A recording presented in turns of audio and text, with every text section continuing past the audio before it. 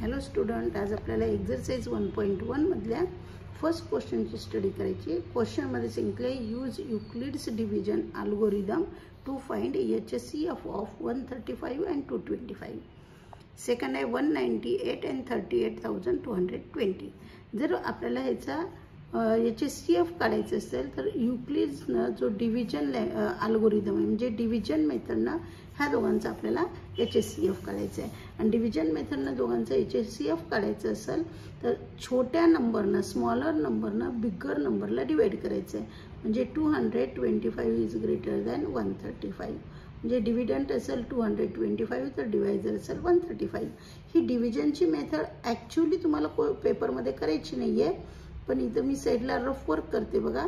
135नं 225ला divide करते. 135 1 135 0 9 90नं divide करायचं. आता 135ला 90 1 90 45 आले. 45ने डिवाइड करायचे आपल्याला 90ला.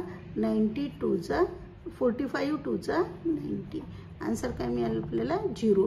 रिमाइंडर 0 मिळेपर्यंत ही डिव्हिजनची प्रोसेस आपल्याला करत जायची. कोणत्या नंबरनं आपण डिवाइड केल्यानंतर आन्सर 0 मिळाले तो HCF असेल.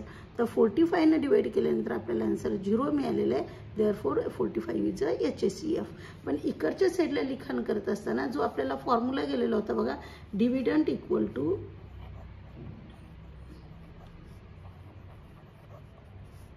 Divisor into quotient plus remainder ह्या फॉर्ममध्ये आपल्याला लिहायचं.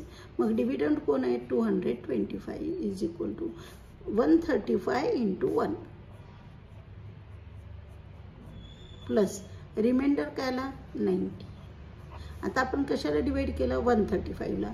मग 135 इज इक्वल टू कशाने डिवाइड केलं 90 इंटू 1 प्लस रिमाइंडर काय 45. रिपीट आता आपण कशाला डिवाइड केलं 90ला. म्हणजे 90 is equal to 45 into 2 plus 0. 45 into 2 plus 0.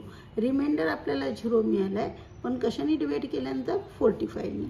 त्याच्यामुळे HCF इक्वल टू 45. सेम त्याच मेथडनं आपण हे क्वेश्चन करूत. आपण 38,220 डिवाइड करायचं आहे 196नं.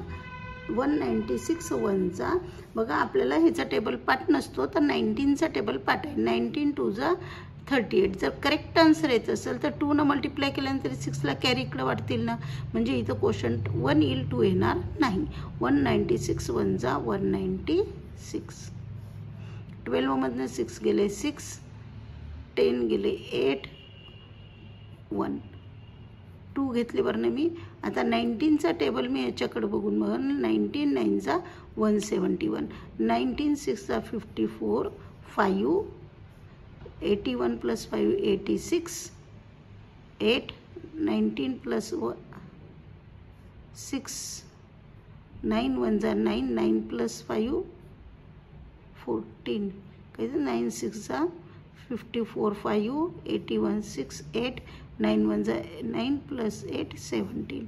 12 मधनं 4 गेले 8 9 0 0 वर्ण घेतले मी 0.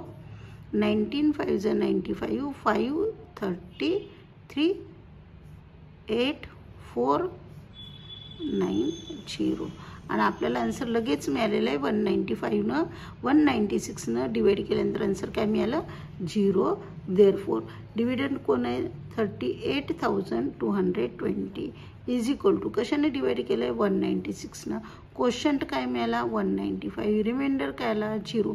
रिमाइंडर 0 येईपर्यंत आपल्याला गणिताची क्रिया प्रोसेस करायची होती डिव्हिजनची. तो मिळालेला आहे. कुणामुळं मिळालेला आहे 196मुळं. त्याच्यामुळे HCF इज इक्वल टू 196. आता काढायचं बघा आपल्याला 255नं 255नं 867ला आपल्याला डिवाइड करायचं आहे. 25 3 75 म्हणजे 3चा क्वोशंट असेल 15 कॅरी 1 15 carry 1, 15 plus 1, 16 carry 1, 7, 2, 0, 1. 102 न 255 ला डिवाइड करायचं आहे.